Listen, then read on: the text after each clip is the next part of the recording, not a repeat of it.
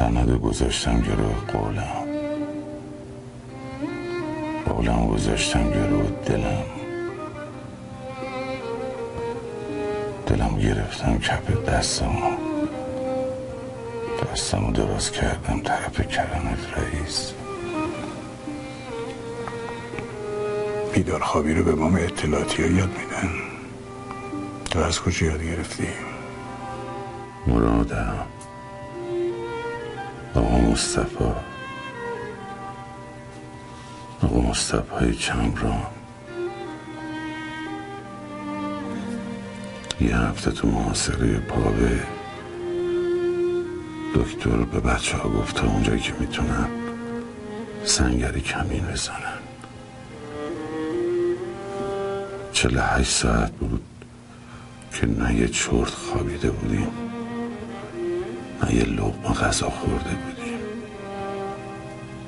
خیلی خوابمون میامد. بچه ها سنگر رو کندن. دکتر منو مأمور سرکشی به سنگرهای کمین کرد. ساعت 3:30 نصف شب بود. من رفتم سرکشی. رسیدم به یکی از سنگرها. دیدم سربازی کمین خوابش برده. بعد دیدم دکتر دستاشو گذاشته زیر چونشو داره جای اون سرباز دیدبانی میده. فکر کردم خوابیده. یه پتو سربازی با هم بود. یواش رفتم طرفش که پتو رو بندازم رو شونش سرما نخوره. منو با اسم صدا کرد. دیدم بیداره. آقا وحید ما چطوره؟ مخلصیم دکتر. نوری چشمی گفتم خوابیدین یه وقت خدای نکرده لرز رو نگیره. آقا وحید بلدی با چشم باز بخوابی؟ والا دکتر یادم اول باید به یه نقطه توی کانون چشمت زل بزنی. بعد انقدر روش تمرکز داشته باشی که چشمت عادت کنه. وقتی که عادت کرد آروم آروم احساس میکنی که هم داری میبینی هم خوابی. باید حکایت ما تو زندگی همینه دیگه. مگه این نیست؟ دکتر یعنی میگی آدم تو این دنیا هم خوابه هم بیداره؟ آره ما خوابیم. همیشه خوابیم. فقط وقتی بیدار میشیم که مرده باشیم. میفهمیدی چی بود؟ دارم زور میزنم بفهمم دکتر. ولی ما که همه عمر خواب بودیم دکتر جون. نگو دکتر.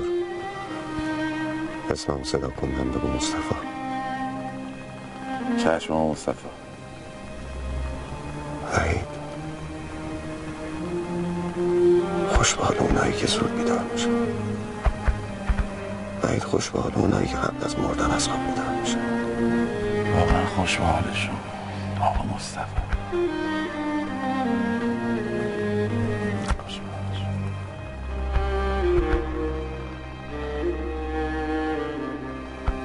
آقا مصطفی عشق منم بود. به عشق اون غرب و ول کرده اومدم جنوب.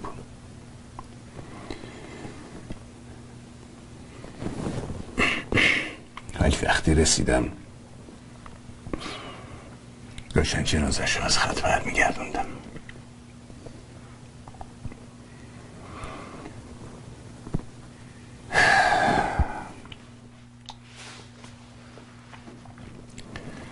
آقای علیرضا آزاده 1 ساعت دیگه میتونی دم در تحویلش بگیری.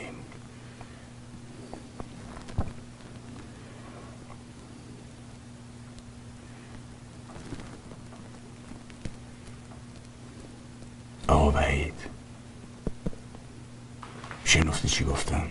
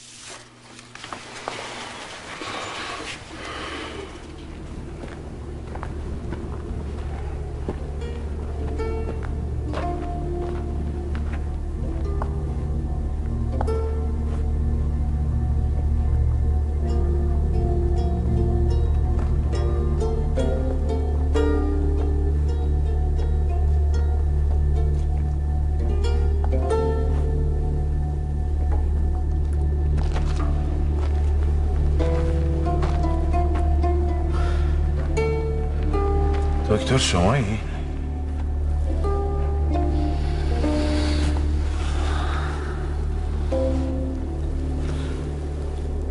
آره خودم هم آقا وحید. بعد 30 سال هنوز اینجا؟ شما باید بخوابید. وقتشه یه دل سیر بخوابی دکتر. من همیشه بیدارم آقا وحید. اینجا همه بیدارن. خیلی وقت جنگ تموم شده، ولی شما هنوز تو سنگر کمین نشستی.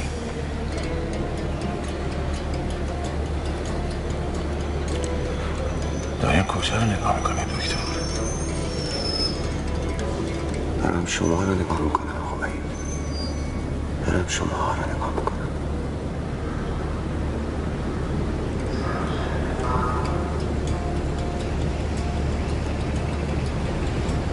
آقا وحید چرا گرفتی خوابیدی؟